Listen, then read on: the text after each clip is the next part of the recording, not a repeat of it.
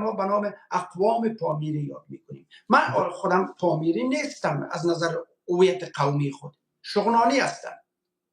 دوستانی که اینجا در برنامه شما حضور دارند، دوستانی که اینجا در اینستاگرام ما هستند و شنونده هستند، اینا هیچ کدامشون قومیت پامیری را ندارند.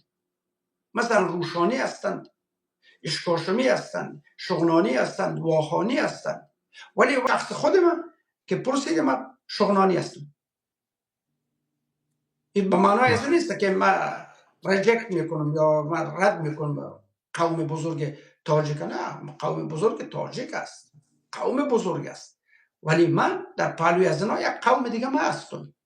در پهلوی صدها قومی که در سرزمین ما زندگی میکنن، ما یکی از این اقوام هستم. مثل پشه‌ای ها، مثل نورستانی ها، مثل هزاره ها، مثل دیگه ما هم یک قوم هستم. نمایندگی یک قوم میکنم که نام قوم شغنانی است، نام سرزمین ما شغنان، که من هویت زبانی خود دارم، هویت فرهنگی خود دارم، هویت تاریخی خود دارم.